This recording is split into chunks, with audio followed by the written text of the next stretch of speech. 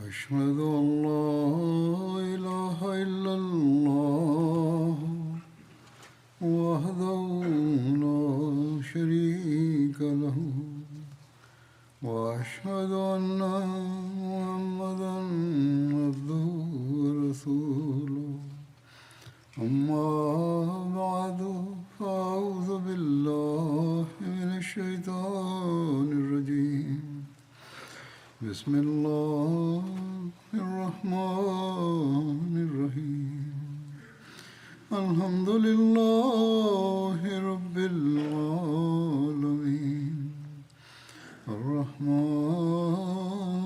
الرحيم مالك يوم الدين إياك نعبد وإياك نستعين اهدنا الصراط المستقيم صراط الذين أنعمت عليهم غير المغضوب عليهم ولا الضالين.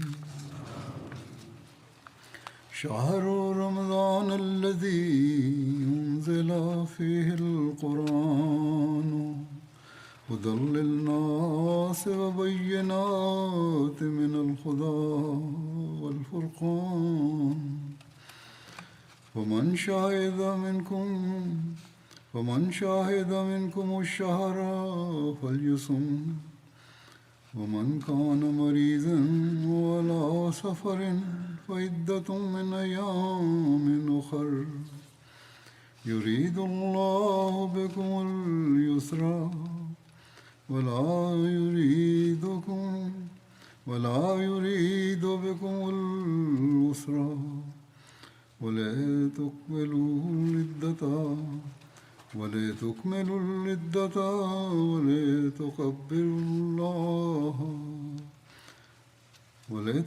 العدة ولتكبروا الله على ما هداكم ولعلكم تشكرون. القرآن هدى للناس وبينات من الهدى والفرقان فمن شهد منكم الشهر فليصمه ومن كان مريضا أو على سفر فعدة من أيام أخر يريد الله بكم اليسر ولا يريد بكم العسر ولتكملوا العدة ولتكبروا الله على ما هداكم ولعلكم تشكرون.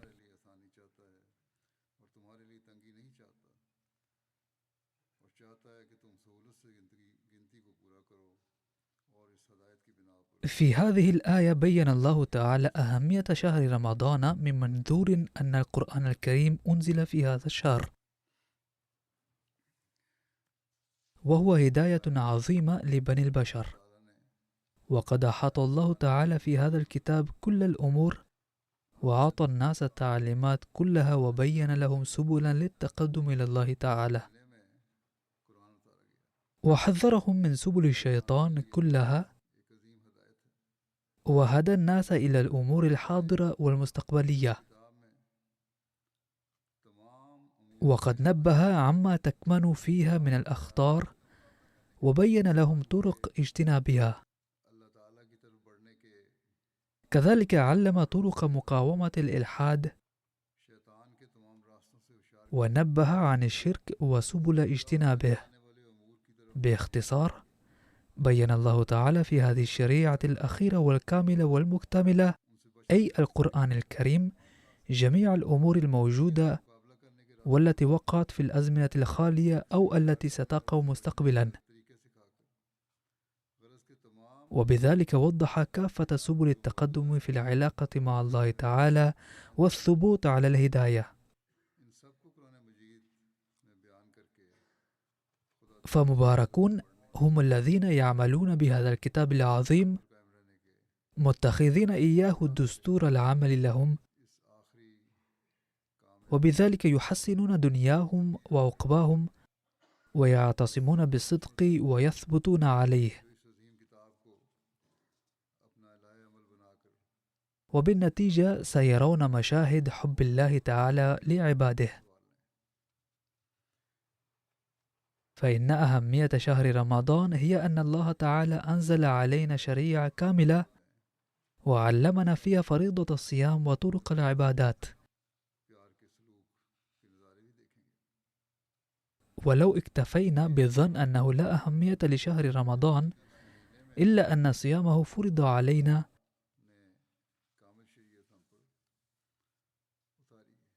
وأنزل فيه القرآن الكريم، فهذا لا يكفي ما لم نعرف عن هذه الهداية الكاملة معرفة حقيقية، وما لم نتخذها دستور العمل في حياتنا.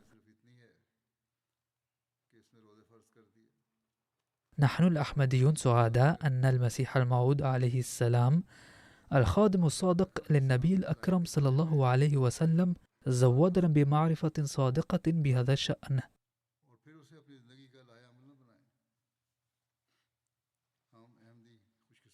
وللاستفادة من ذلك يجب علينا أن نقرأ كتبه وتفاسير قدمها لنتمكن من فهم هذا الكلام والهداية العظيمة والعمل بها.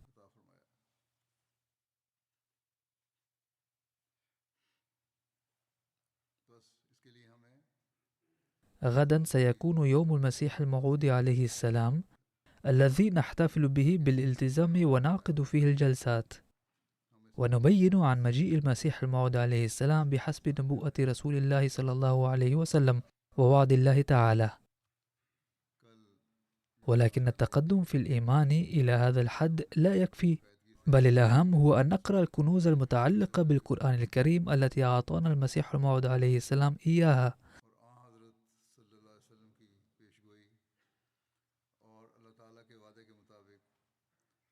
ثم نعمل بها ونجعلها جزءا من حياتنا لا يتجزأ، وبدون ذلك لا يكتمل إيماننا. لقد أعطانا المسيح الموعود عليه السلام معرفة بأن الله تعالى من علينا منها كبيرة بإنزاله كتابا عظيما مثل القرآن الكريم على رسول الله صلى الله عليه وسلم.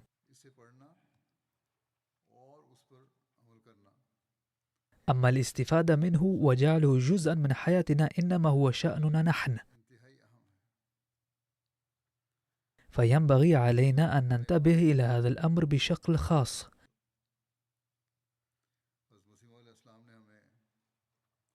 اعلموا أن الصيام في شهر رمضان أو أداء الصلوات المفروضة أو أداء بعض النوافل لا يكفي لأداء حق رمضان، بل ينبغي مطالعة القرآن الكريم والبحث عن الأوامر الواردة فيه والعمل بها أيضا بشكل ضروري. فهناك حاجة ماسة للبحث عن أوامره، وهذا مهم جدا، وهذا ما سيمكننا من الاستفادة من تجليات صفات الله الرحمن والرحيم. لقد ترك لنا المسيح الموعود عليه السلام أقواله وكتاباته بكثرة بشأن معرفة دقائق القرآن الكريم والاستفادة منها، ويمكننا بقراءتها والعمل بها أن نستفيد من القرآن الكريم بصورة حقيقية.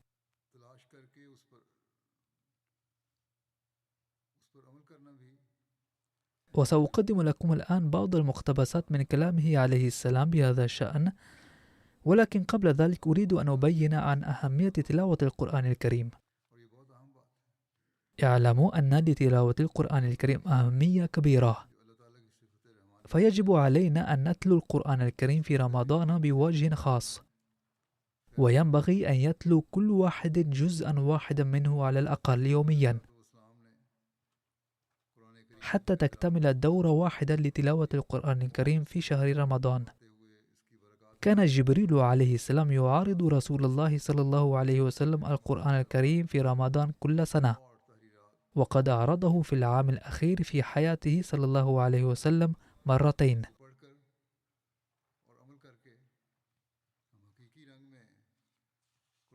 إذن يجب على كل واحد منا أن ينتبه إلى أهمية تلاوة القرآن الكريم. يقول المسيح الموعود عليه السلام بهذا الشأن شارحا الآية: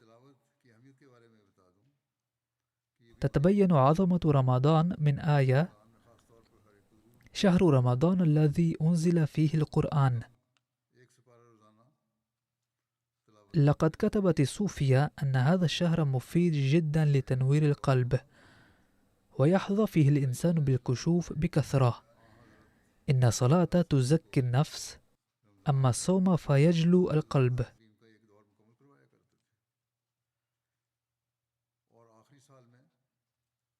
والمراد من تزكية النفس هو أن يصير العبد في معزل عن شهوات النفس الأمارة. وأما جلاء القلب فيعني أن يفتح عليه باب الكشف فيرى الله عز وجل. ففي الجملة أنزل فيه القرآن إشارة إلى ذلك. ولا شك أن أجر الصوم عظيم، أي إن هذه المرتبة تنال ببركة العمل بالقرآن الكريم ونتيجة القيام بالعبادات. ثم يقول عليه السلام موجها الأنظار إلى تلاوة القرآن الكريم وفهم ما جاء فيه: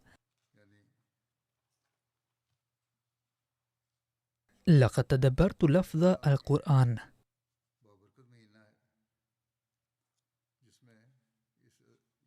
فانكشف علي أن في هذا اللفظ المبارك نبأ عظيما بأن القرآن هو الكتاب الجدير بالقراءة. فالآن سيكون هذا الكتاب وحده حريا بالقراءة من أجل الذود عن شرف الإسلام وقطع دابر الباطل. أما الكتب الأخرى فتكون كلها أولى بالترك نهائيا.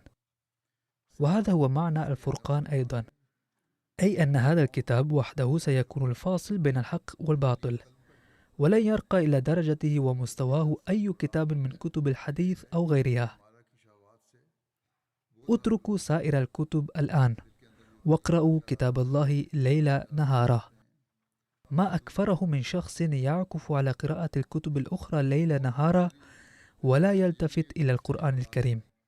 فمن واجب أفراد جماعتي أن ينشغلوا بالتدبر في القرآن الكريم بكل القلب وكل الروح، ويتركوا الانشغال بالأحاديث. من المؤسف جدا أنه لا يؤبه بالقرآن الكريم ولا يتدارس كمثل الأحاديث. إن أخذتم سلاح القرآن في أيديكم في هذا الوقت فالفتح لكم، ولن يصمد أي ظلام أمام هذا النور.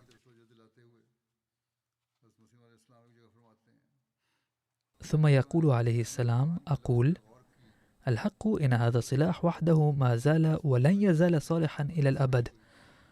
وفي القرون الأولى أيضا كان السلاح نفسه في يد سيدنا الأنبياء عليه الصلاة والسلام وأصحابه. فطوبى بل ألف طوبى للقوم الذين لم يترددوا ولم يتذبذبوا أدنى تردد أو تذبذب في اختيار هذا الكتاب الوحيد واتخاذهم إياه مصدر إيمانهم، بل تقدموا بكل حماس وسرور ولبوا دعوة هذا الفرقان والنور. كذلك بين المسيح الموعود عليه السلام نزول القرآن الكريم عند الضرورة الحق وقال: إن الزمن الذي بعث فيه النبي الأكرم صلى الله عليه وسلم كان بأمس الحاجة إلى مصلح رباني كبير وعظيم القدر، وكان يقتضي هاديا من السماء، وكل ما أعطى من تعليم كان صادقا في الحقيقة، وكان ضروريا جدا بكل معنى الكلمة، وكان يجمع في طياتها كافة المكونات الضرورية لسد حاجات العصر كلها. ثم أبدى ذلك التعليم تأثيرا فجذب مئات ألوف القلوب إلى الحق والصدق، ورسخ قول لا إله إلا الله في مئات آلاف الصدور، وبلغ الغاية من النبوءة، أي تعليم سبل النجاة قمة كمالها، لدرجة ما بلغتها من قبل على يد أي نبي وفي أي زمان.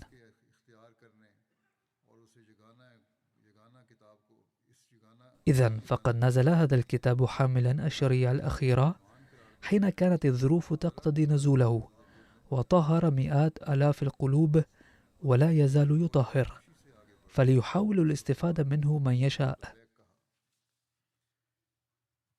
إن القرآن الكريم يوصل إلى الكمال في العلم والعمل أيضا. إنها ليست الأقوال فحسب، بل إن أعمال الصلحاء من المسلمين لا تشهد إلى اليوم على ذلك. يقول المسيح الموعود عليه السلام عن هذا الأمر: فليكن معلوما أن المعتقدين بالعقل المحض ناقصون وقاصرون من حيث العلم والمعرفة واليقين، كذلك إنهم ناقصون من حيث العمل والوفاء والصدق أيضا. ولم تضرب فئتهم مثلا يثبت به أنهم عباد الله الأوفياء والمقبولون مثل ملايين من المقدسين الذين ظهرت بركاتهم في الدنيا، بحيث انصلح مئات الناس وتوجهوا إلى الله عز وجل نتيجة وعظهم ونصحهم ودعائهم وتركيزهم وتأثير صحبتهم، وصاروا أهل الله وخضعوا له لدرجة لم يعبأوا بالدنيا وما فيها، وصرفوا نظرهم كليا عن ملذات هذا العالم وراحته ومسراته وشهرته والاعتزاز به وأمواله وأملاكه، وسلكوا مسلك الحق والصدق الذي زهقت أرواح مئات منهم نتيجة السلوك عليه. أي نشأ فيهم حماس للتضحية بعد أن تولدت فيهم عاطفة الوفاء مع الله تعالى ودينه. قال حضرته عليه السلام: وقطعت آلاف الرؤوس وملئت الأرض بدماء مئات آلاف من المقدسين في سبيله، ولكنهم مع تعرضهم لكل هذه الويلات ضربوا أمثلة عليا للصدق والإخلاص، إذ ظلوا مبتسمين وهم مكبلون في الأصفاد وفرحين مسرورين على إثر المعاناة، وشكروا الله بعد تعرضهم للبلايا. لقد نفوا من أوطانهم بسبب حب ذلك الحبيب وحده، وآثروا الذل على العزة، وفضلوا لأنفسهم المصائب على الراحة، وقبلوا الفقر بديلا عن الغنى، وقنعوا بالمسكنة والفقر والعزلة مقابل كل علاقة وصلة وقرابة، وصدقوا بوجود الله عز وجل بإراقة دمائهم وتقديم رؤوسهم والتضحية بأرواحهم. وببركة اتباعهم الصادق لكلام الله نشأت فيهم أنوار خاصة ما وجدت في غيرهم قط، وإن أناسا مثلهم ما كانوا في الأزمنة الغابرة فقط، بل ظلت هذه الجماعة المختارة موجودة في صفوف المسلمين دائما، وأدانوا معانديهم وأفحموهم دائما بوجودهم النوراني. فقد تمت حجتنا على المنكرين من هذه الناحية أيضا بأن القرآن الكريم كما يوصل إلى أعلى درجات الإيمان من حيث المراتب العلمية، كذلك تنال كمالات المراتب العملية أيضا بواسطة القرآن الكريم وحده. وظلت آثار القبول عند الله وأنوارها تظهر ولا تزال تظهر في الذين اتبعوا هذا الكلام المقدس. إن اتبعتموه بشكل حقيقي فستحققون هذه المراقي التي لا تظهر في غيرهم قط. ففي هذا الدليل الذي يستطيع طالب حق مشاهدته بأم عينه كفاية له، أي أن هذه البركات السماوية والآيات الربانية توجد في أتباع القرآن الكريم الكمل فقط. فإن كنتم تريدون رؤية الآيات فلن تجدوها إلا عند الأتباع الكمل للقرآن الكريم. أما الفئات الأخرى التي تعرض عن الإلهام الحقيقي والمقدس، سواء أكانوا أتباع برهمو أو الآريا أو النصارى، فكلهم محرومون كليا من نور الصدق هذا. وأنا جاهز لأتحمل مسؤولية إقناع كل منكر بشرط أن يتوجه إلى ذلك بكامل الاستعداد والاستقامة والصبر والصدق طالبا الحق ومستعدا لقبول الإسلام بصدق القلب. فمن يتوجه إلى هدي القرآن الكريم بصدق القلب تزداد قواه العلمية والعملية. هذه هي دعوة القرآن الكريم،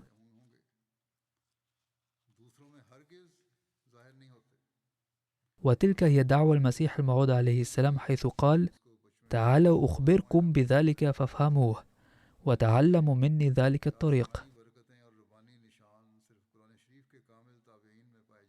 يقول المسيح الموعود عليه السلام: ومن الظلم العظيم اتباع هذه الشعوب المادية تاركين مبادئ الإسلام ومعرضين عن القرآن الكريم الذي جعل من الوحشيين أناسا، ثم من الأناس أناسا ربانيين. إن الذين يريدون خير الإسلام وحياته باتخاذ العالم الغربي قبلة لهم لن يفلحوا أبدا، إنما يفلح الذين يتبعون القرآن الكريم. فمن يريدون خير الإسلام وحياته باتخاذ العالم الغربي قبلة لهم ويظنون أن العالم الغربي قد حقق تطورا كبيرا،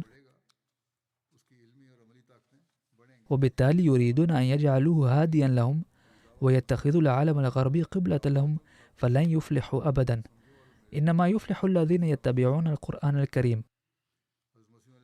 وهذا فلاح في الدنيا والدين والآخرة معا. إن الشخص المادي يعتمد على النجاحات الدنيوية فقط، ولكن إذا كنتم تريدون أن تحققوا كل نوع من النجاح والفلاح فلن تجدوه إلا في القرآن الكريم.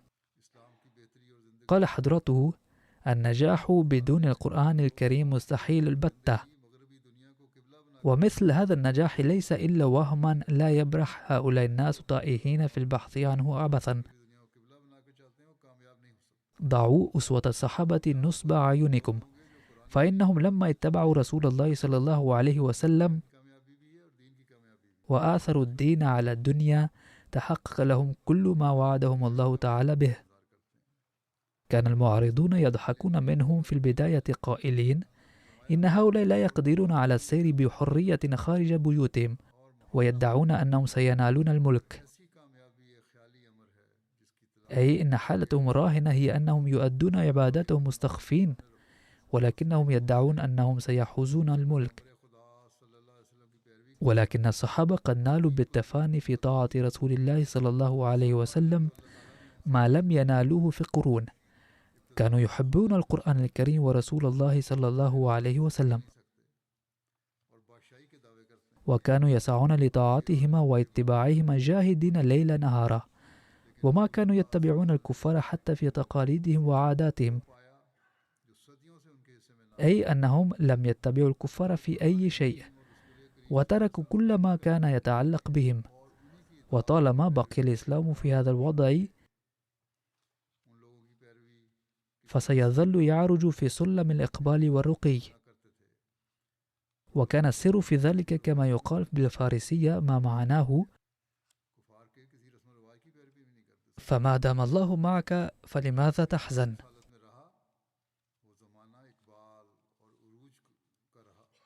كان الإيمان مفتاحا لفتوحات المسلمين ونجاحاتهم أيضا. لم تعود للإيمان تلك المستويات العليا التي كانت سابقا، ولم يبقى إلا الأقوال فحسب. ولكن إذا كنتم تريدون الحصول على كل شيء فلا بد أن تزيدوا من إيمانكم وتقووه. قال حضرته: كم احتشدت الجموع ضد صلاح الدين الأيوبي. يذكر حضرته مثال السلطان الذي احتشدت مقابله جنود عديدة، ومع ذلك لم يغلبه أحد، ذلك لأن نيته كانت خدمة الإسلام. باختصار، ظل الوضع على هذا المنوال إلى مدة، ثم انغمس الملوك في أنواع الفسق والفجور، فنزل غضب الله عليهم وأصابهم الانحطاط بالتدريج حتى آل الأمر كما تشاهدون اليوم.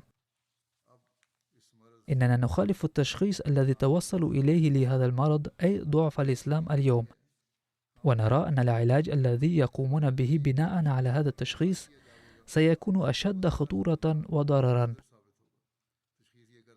فإنهم يقولون بأنكم إذا كنتم تريدون رقي فلا بد أن تتبعوا العالم الغربي وتعلموا هذه العلوم الغربية الحديثة. يمكنكم تعلم هذه العلوم، ولكن ينبغي أن تجعلوا القرآن هاديا لكم.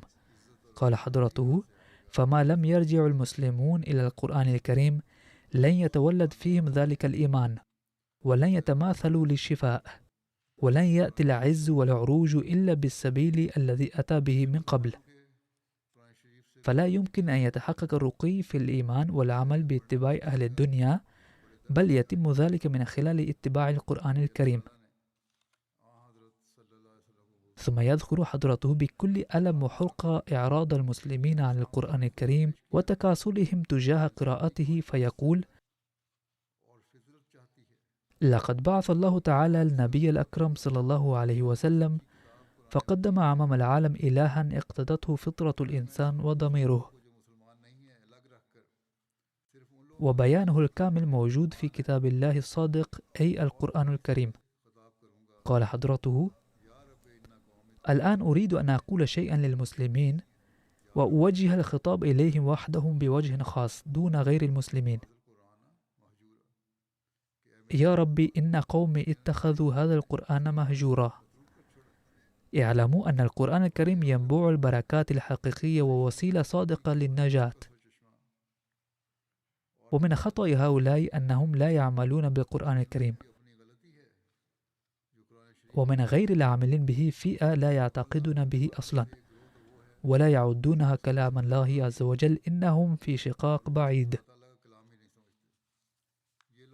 ولكن كم من الغريب والمؤسف ألا يعمل به أولئك الذين يؤمنون بأنه كلام الله وهو صفة ناجعة للنجاة، فكثيرون منهم لم يقرؤوه في حياتهم.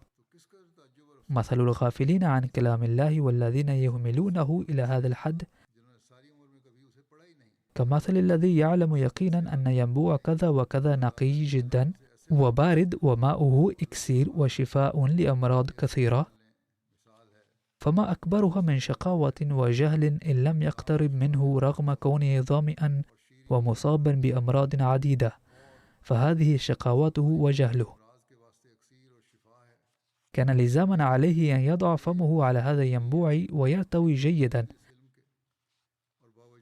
ويستمتع بمائه اللذيذ والشافي، ولكنه مع معرفته بذلك يظل بعيدا عنه،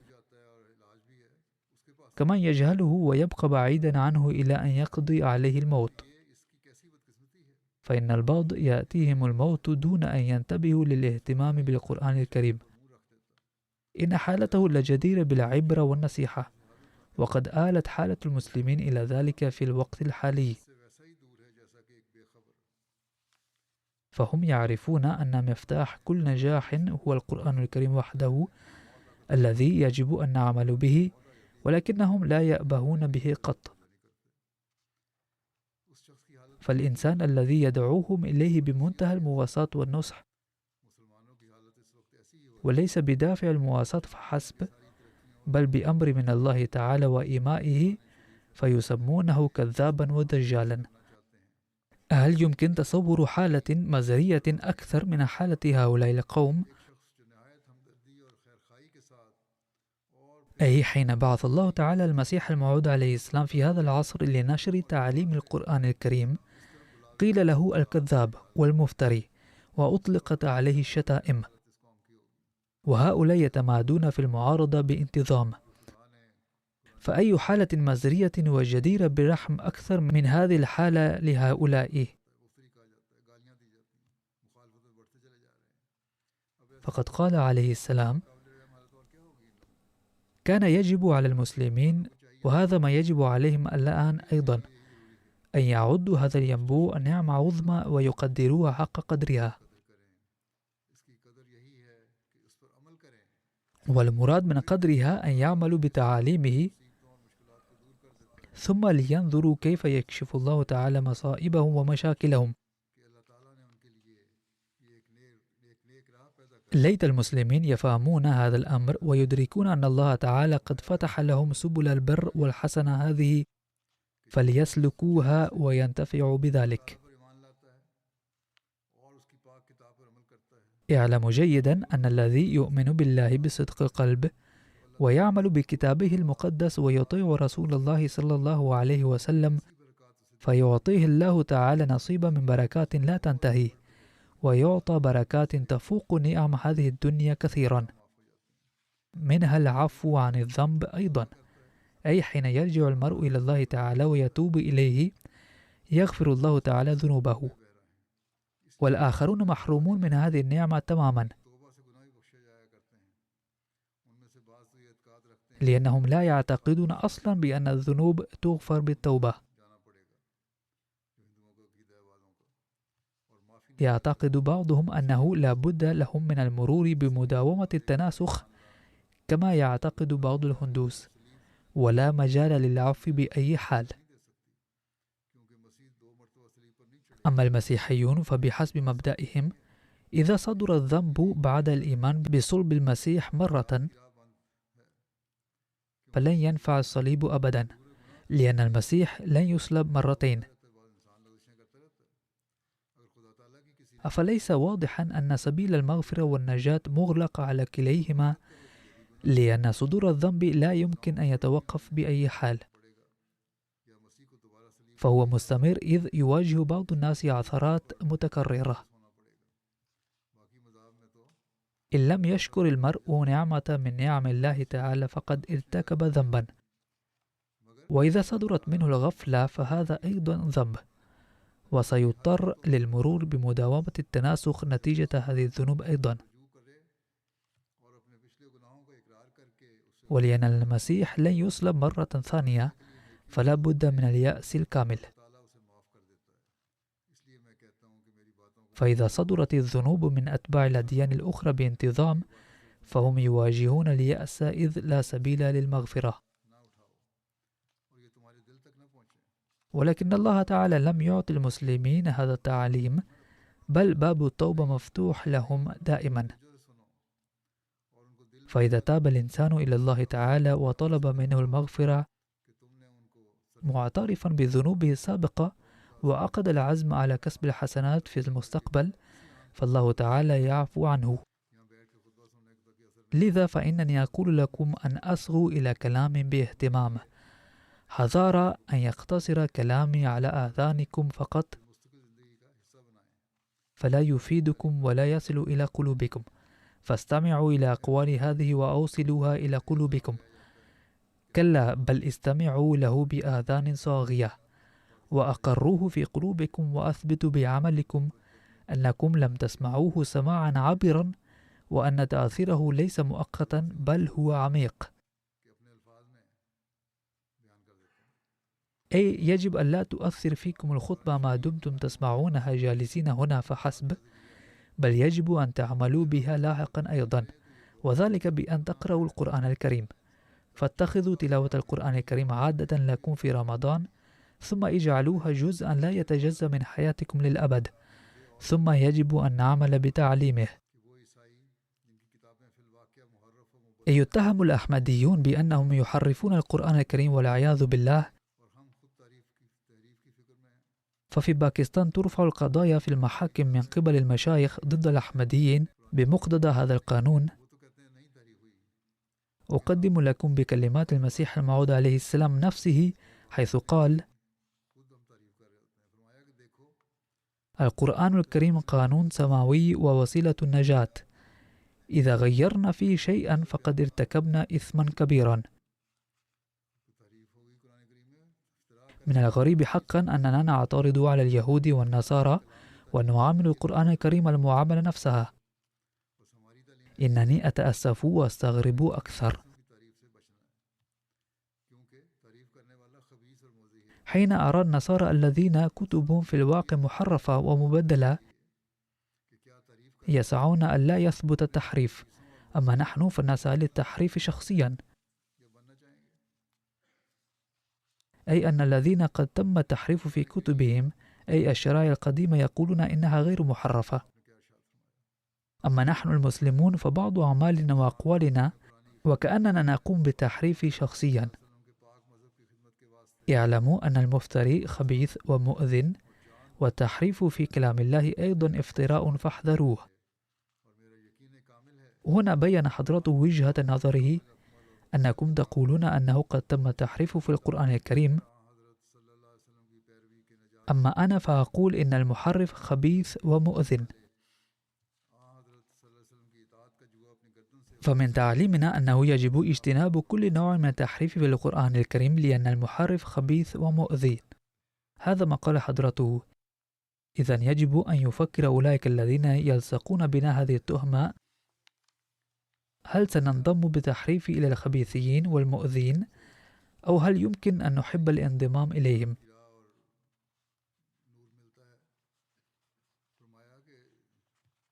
لقد قال حضرته عن كون القرآن الكريم كتابا كاملا: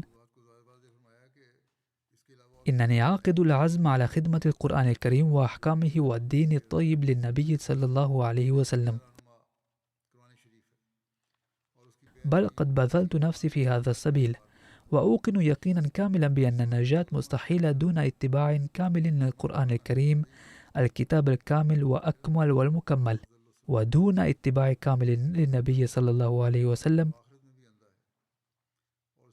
وأعد من يزيد في القرآن الكريم أو ينقص منه شيئا ولا يطيع النبي صلى الله عليه وسلم كافرا ومرتدا. فهذا هو الرد على جميع الأسئلة التي تطرح علينا والتهم التي تلصق بنا.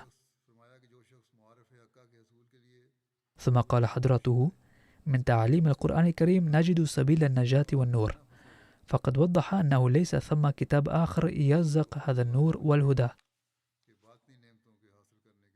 فقال: إن القرآن الكريم هو الهادي الصادق، واتباعه يري أنوار النجاة في هذه الدنيا ويوصل إلى السعادة العظمى، ومن كان في هذه أعمى فهو في الآخرة أعمى وأضل سبيلا. فمن بذل جهده لنيل المعارف الحقة ولم يمل إلى القيل والقال، فسيتبين له أن هناك سبيلا واحدا للحصول على النعماء الروحانية، وهو اتباع سيدنا خاتم الأنبياء صلى الله عليه وسلم، واتخاذ القرآن الكريم مرشدا وهاديا له. استخدم حضرته هنا كلمات عربية، وقال: يجب أن يبذل المرء قصارى جهده ولا يتخبط في القيل والقال فقط، أي لا يكتفي بتقديم النصوص من الأحاديث، فسوف يتضح عليه جيدا أن هناك طريقا وحيدا للفوز بالنعم الباطنية، وهو اتباع سيدنا خاتم الأنبياء صلى الله عليه وسلم، واتخاذ تعاليم القرآن الكريم مرشدا وهاديا. ولهذا نرى كثيرا من الهندوس والنصارى رغم مجاهداتهم الكثيرة التي تجعل أجسادهم نحيفة من قبيل تعبدهم المستمر وقضائهم سنوات عديدة في الغابات وقيامهم بتمارين قاسية وتخليهم عن الملذات كلية، لم يحظوا بالأنوار التي يتلقاها المسلمون رغم قلة مجاهداتهم وترك الرهبانية. فهم لا يحظون بتلك المزايا، لكنها تنال بالعمل بالقرآن الكريم. ومن هنا تبين جليا أن من يعلمه القرآن الكريم هو الصراط المستقيم. ولا ريب أن من يعمل 10 أيام حسب تعاليم القرآن الكريم بعد التوبة النصوح فسيرى نورا ينزل على قلبه. وهذه الميزة للإسلام ليست مما لم يجرب، أي ليس ادعاء فقط دون اختبار، كلا بل قد نال مئات أصحاب القلوب الطاهرة الفيوض بهذا الطريق. فهناك مئات الأمثلة للذين عملوا به ونالوا الفيوض، فهو ليس ادعاء باللسان فقط، بل ثم مئات وألوف عملوا بذلك وفازوا بالفيوض. فعلينا أيضا أن نهتم بهذا الأمر أكثر من ذي قبل، ونجعل أولادنا أيضا يدركون أهميته. لقد قال المسيح الموعود عليه السلام وهو يبين أن الناس عامة لا يفتقرون إلى الإيمان الحقيقي بالله تعالى فحسب، بل إن الذين يدعون الإيمان به في الظاهر لا يزال إيمانهم ضعيفا. لقد بين عليه السلام هذا الأمر مشيرا إلى طبع الإنسان ودلل عليه بتعاليم القرآن الكريم فقال: أيها الأحبة، إنما سبب عدم الخوف من الذنب أن الإنسان الغافل لا يؤمن بالله ولا بعقوبته إيمانا يقينيا، وإلا فالإنسان جبان بطبعه. فمثلا لو كان هناك أناس جالسون تحت سقف بيت وحدث زلزال شديد فجأة، لأسرع الجميع إلى الخارج، وليس سبب ذلك إلا يقينهم أنهم إذا بقوا تحت السقف بضع دقائق أخرى لصاروا فريسة للموت ووقع عليهم السقف. ولكن المذنبين لا يوقنون بالله تعالى ولا بعقوبته، فيتجاسرون على الذنب، والذين يبحثون عن النجاة بطرق زائفة يجرؤون على الذنب أكثر، لأن الوسيلة الزائفة لا تهب اليقين أبدا. ولكن الذي تيسر له علم اليقين بأن الله موجود حقا وأن المذنب لن يفلت من العقوبة أبدا، شريطة أن يكون هذا العلم علم اليقين وليس تقليدا فقط، سيتجنب سبل الذنب حتما. هذه هي فلسفة النجاة اليقينية التي كشفها لنا القرآن الكريم، فاقبلوها إن شئتم. فإذا سعينا للعمل بأحكام الله تعالى وآمنا به إيمانا كاملا فزنا بالنجاة، وإلا فالنجاة صعبة جدا.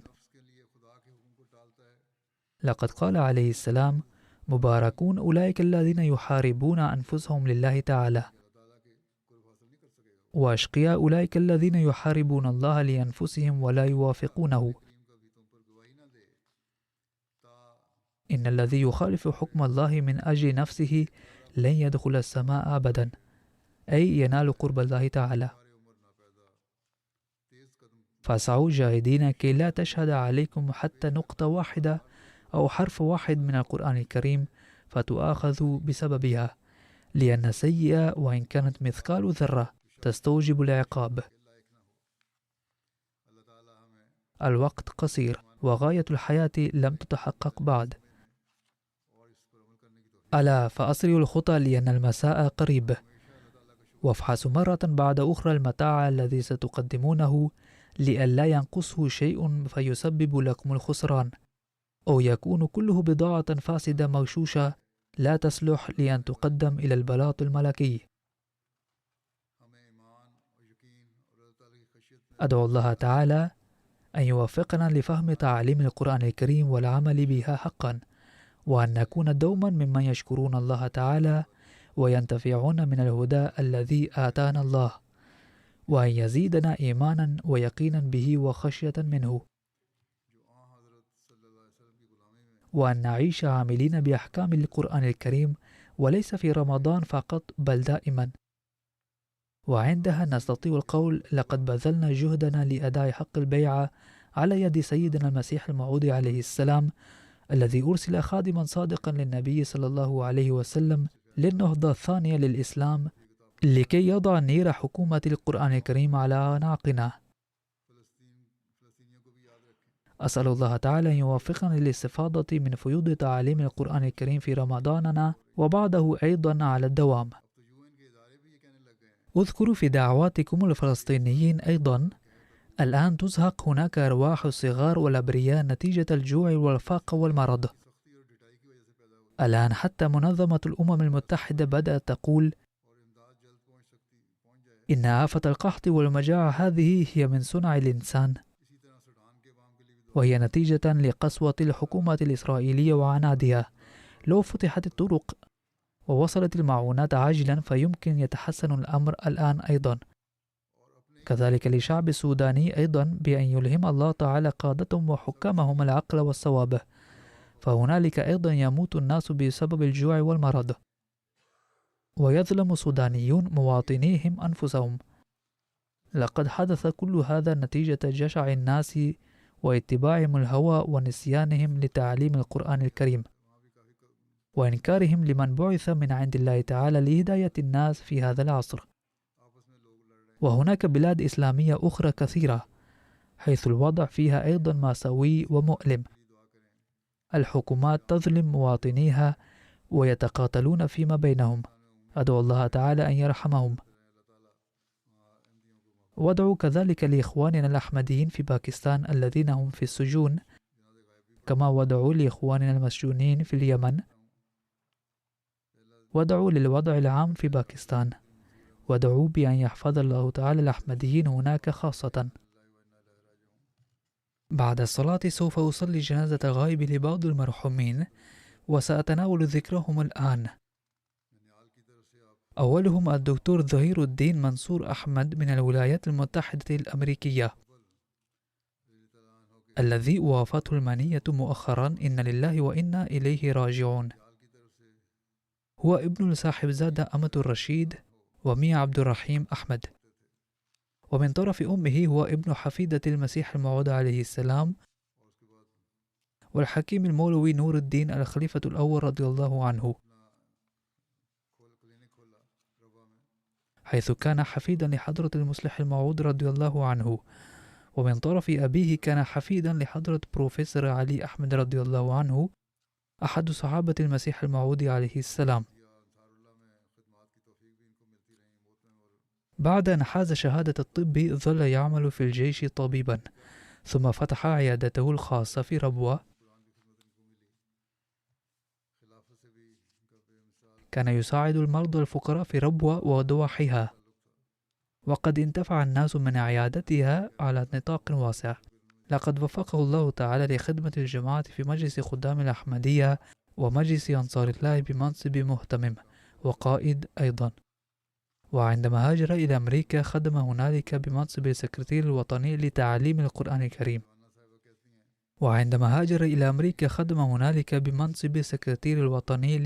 القرآن الكريم. كان مثالا نادرا في حبه وعشقه وولائه للخلافة. لقد رأيت أنا أيضا أنه كان شديد العلاقة بي بعد أن صرت خليفة، وكان يراسلني دائما ويطلب مني الدعاء قبل الإقدام على أي عمل. وعمل في شعبة تعليم القرآن بمنتهى الجهد والتفاني.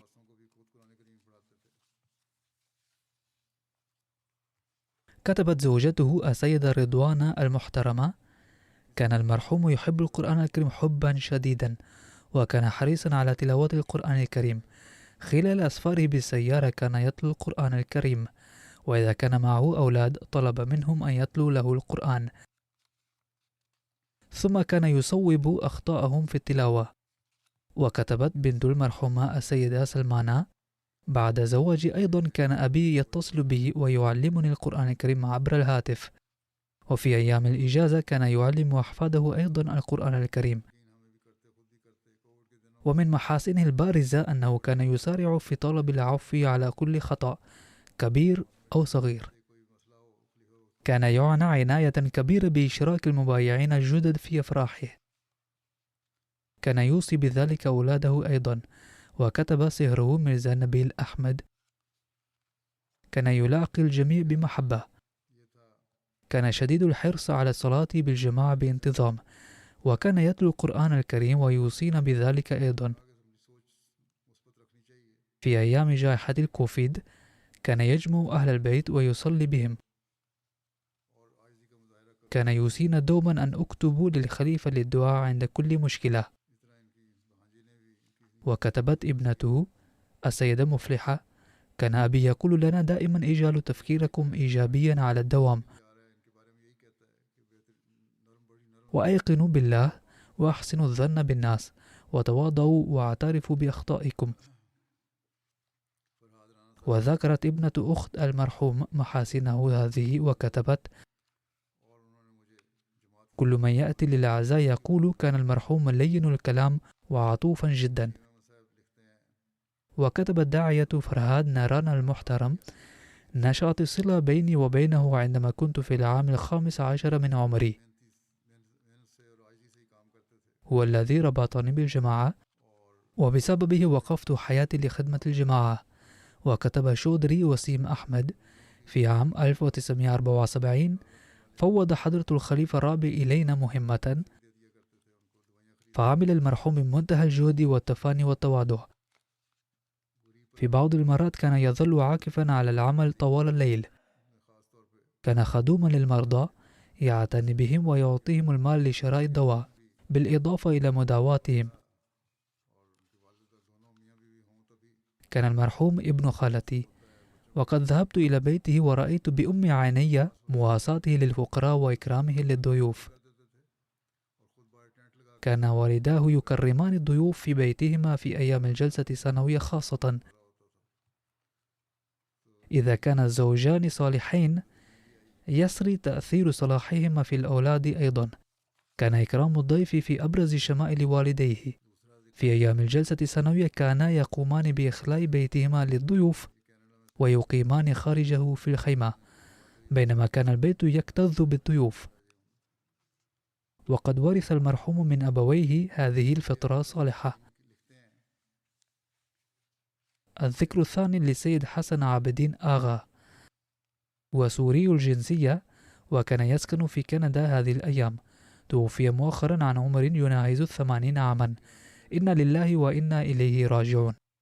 يكتب ابنه السيد عبد القادر عابدين أن والدي ولد في العائلة السنية، ثم بعد ذلك اعتنق مذهب الشيعة، ثم تعرف أخي الأكبر بشير عابدين على الجماعة من خلال MTA، وقد تأثر بتفاصيل الجماعة في مختلف المسائل واقتنع بصدق الأحمدية، ثم بدأ يتحدث في المنزل، واستمرت المناقشات بيني وبين والدي وأخي لمدة شهرين تقريبا، حتى اقتنعنا نحن أيضا وملأنا استمارة البيعة. وقال إن والدي كان له تأثير على أخواتي أيضا، وبسببه قبلت الأخوات أيضا الأحمدية، وأصبحت الأسرة كلها أحمدية. ثم أصبح منزله مركزا للجماعة، حيث كان يتم تبليغ الأحمدية وأداء صلوات وصلاة الجمعة. وجد فرصة الخدمة كرئيس جماعة حلب في سوريا، وكان يواظب على صلاة التهجد ويقرأ كتب الجماعة بانتظام. وكان صاحب أخلاق عالية وشديد الود بالخلافة، وكان يحب الدعاة ويحترمهم جدا. لقد عاش حياة بسيطة وكان مضيافا للغاية. تقول زوجته السيدة زبيدة: كان صاحب أخلاق عالية وزوجا صالحا جدا، كان يساعدني في أعمال المنزل، وكان يكن حبا كبيرا لإخوتي وأخواتي وأقاربي جميعا. لقد علم الأولاد قول الصدق دوما، والتحلي بالأمانة، وحب الناس وإكرام الضيوف. وكان يصلي التهجد بالمواظبة ويؤدي التبرعات بالالتزام. أحد حفدته يدرس في الجامعة الأحمدية هو يقول: إن جدي كان شخصا متواضعا وصبورا وقانعا للغاية، ورأيته يؤدي التهجد بالمواظبة ويتلو القرآن الكريم بالالتزام ويحب جميع الناس، وكان العفو والغفران أيضا من سماته. يقول داعية مصلح شنبور: وكانت القناعة من ميزاته البارزة، فإذا واجه صعوبة مالية لم يطلب المساعدة من أحد، بل إذا كان لديه القليل من المال كان يتبرع به أيضا. لم يكن يحب أن يكون محتاجا لأي شخص، فإذا يحتاج للذهاب إلى محل لشراء أشياء قلنا له مرات عديدة: نأخذك بسيارة، ولكنه كان يرفض ويعتاد المشي حتى في الشتاء، بل حتى في الأيام الأخيرة من حياته حين كان من الصعب له أن يمشي. رأيته قادما من المتجر سيرا على الأقدام في البرد الشديد. لم يكن يحب أن يكون محتاجا لأي شخص، وكان إنسانا شكورا. يقول الحافظ عبد الحي بتي: رأيت دوما في وجود السيد حسن عابدين تحقق وحي المسيح الموعود عليه السلام هذا: يدعون لك صلحاء العرب وأبدال الشام. كلما عانقني قال: إني أحبك لأنك من قوم الإمام المهدي عليه السلام. وكلما أتى ذكر المسيح الموعود عليه السلام ردد بشكل عفوي وعيناه تغمر بالدموع: عليه الصلاة والسلام. وكان يقول: الآن حيث يوجد دخان في كل مكان نورنا المسيح الموعود عليه السلام بالإسلام الحقيقي. وكان يحب الخلافة حبا شديدا. غفر الله له ورحمه ورفع درجاته. الذكر التالي هو للسيد عثمان حسين محمد خير الذي توفي مؤخرا عن عمر يناهز 60 عاما. عاش في المملكة العربية السعودية، حيث تعرف على الجماعة الإسلامية الأحمدية في عام 2007 بواسطة القناة MTA، ثم بايعه. كان سوداني الأصل، ثم عاد إلى السودان. ركب طبقا لاستقبال أقمار صناعية في المنزل، وبدأ بتبليغ عائلته وإخوته، فأصبح بقية أفراد عائلته أحمديين، وهم 3 إخوة وأخت وزوجة. ولأن المرحوم لم يكن قد تلقى الرد بقبول البيع من قبل، كتب بيعته مرة أخرى مع بيعة إخوتهم، وعندما تلقى رسالة البيعة شعر بالارتياح. وكان منزله في السودان مركز الجماعة، وهنالك كان يؤدون الجمعة ويشاهدون القناة MTA ويتدارسون ويقرؤون التفسير الكبير. كان سخيا في الإنفاق للجماعة، وكان يسعد جدا عند مجيء الأحمديين إليه. لم يطلب أبدا أي نفقات من الجماعة، وكان ينفق من جيبه الخاص، وكذلك لم يتولى أي منصب في الجماعة، وكلما طلب منه أن يتولى منصبا أو مسؤولية كان يقول: يجب أن تعطوه للشباب حتى يتعلموا أكثر. الزوجات المتوفى وابنه سيخدمون الجماعة مثله. إحدى بناته طبيبة، وابنه يعمل في قسم المال. كان منزله لا زال يستخدم كمركز للجماعة، ولكن بعد الحرب الأهلية انتقل الناس إلى مناطق مختلفة وانقطع التواصل. لقد قلت في وقت سابق: ادعوا لتحسن ظروفهم الأمنية وأن تجتمع الجماعة مرة أخرى. قد ترك وراءه إلى جانب زوجته ولدين وبنات. وذكر التالي هو للسيد محمد الزهرابي من الجزائر، توفي مؤخرا عن عمر يناهز 48. إن لله وإنا إليه راجعون. كتب رئيس الجماعة في الجزائر أن الفقيد كان مصابا بسرطان، وكان يحب الجماعة كثيرا، وكان مضيافا جدا ومطيعا للخلافة. كان موظفا في الجيش، وكان يسعد جدا بزيارة الأحباب في منزله، وكان يحسن ضيافتهم رغم فقره. وواجه القضايا ضد الجماعة في المحكمة، فسأله قاضي: كيف يمكن للجزائري مثلك أن يتبع شخصا هنديا؟ فرد قائلا: كيف يمكن لبلد مثل الجزائر أن يخاف من شخص هندي؟ أي إذا كنتم تحتقرون حضرة الإمام المهدي عليه السلام، فلماذا تخافون إلى هذا الحد؟ وهذا هو حال المشايخ اليوم.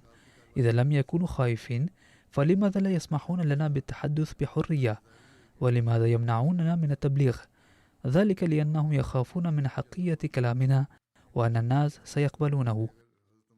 لذلك هم ينسبون الأكاذيب إلى الجماعة وإلى المسيح الموعود عليه السلام.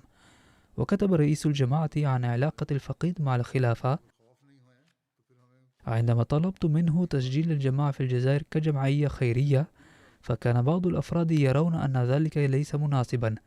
فقال المرحوم: لما جاء أمر الخليفة فيجب أن تتوقفوا عن مثل هذا النقاش وعملوا به. ثم قال لرئيس الجماعة: نحن معك، عليك أن تقدم. الذكر التالي هو للسيد سعيد أحمد وريش ابن عبد الحي وريش من ربوة. لقد توفي في الأيام الأخيرة، وقد جاءت الأحمدية إلى منزله عن طريق أبي جده الذي كان من أصحاب المسيح الموعود عليه السلام. رفعت ضد المرحوم بعض القضايا، وبحسب تقرير ناظر الأمور العامة ألصقت به تهمة كاذبة بالإساءة إلى الرسول صلى الله عليه وسلم، وقبض عليه. وبعد ذلك حكم وعلن براءته. نال شرف البقاء في الأسر لمدة 3 سنوات وشهرين،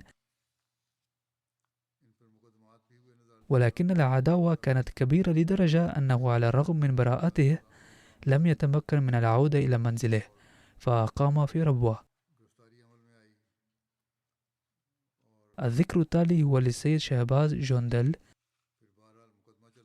ابن أحمد خان جوندل، وهو أيضا من ربوة، ولكنه كان يسكن في هولندا في هذه الأيام.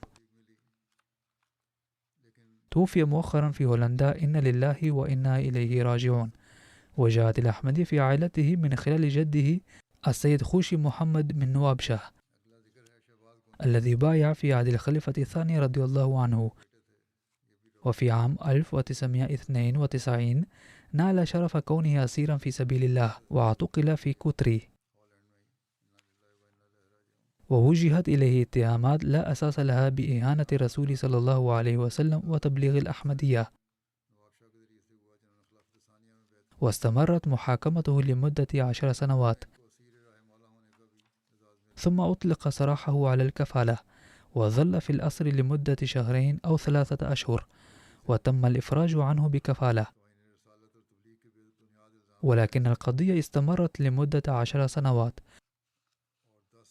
وكان المرحوم ملتزما بصلوات الخمس وصلاة التهجد، وكان نشيطا في خدمة الجماعة. كان يؤدي كل خدمة أوكلت إليه بوجه حسن. غفر الله لجميع هؤلاء المتوفين ورحمهم ورفع درجاتهم. سأصلي صلاة الغائب على جميعهم بعد صلاة الجمعة.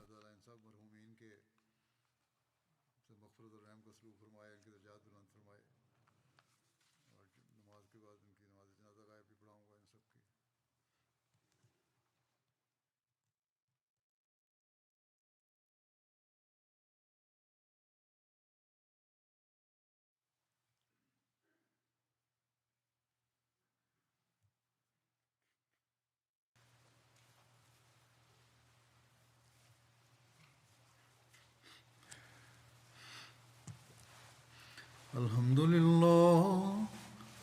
لله نحمده ونستعينه ونستغفره ونؤمن به ونتوكل عليه ونعوذ بالله من شرور أنفسنا ومن سيئات أعمالنا. من يهده الله فلا مضل له ومن يضلل فلا هادي له. ونشهد أن لا إله إلا الله ونشهد أن محمدا عبده ورسوله. عباد الله رحمكم الله، إن الله يأمر بالعدل والإحسان وإيتاء ذي القربى وينهى عن الفحشاء والمنكر والبغي يعظكم لعلكم تذكرون. اذكروا الله يذكركم وادعوه يستجب لكم ولذكر الله أكبر.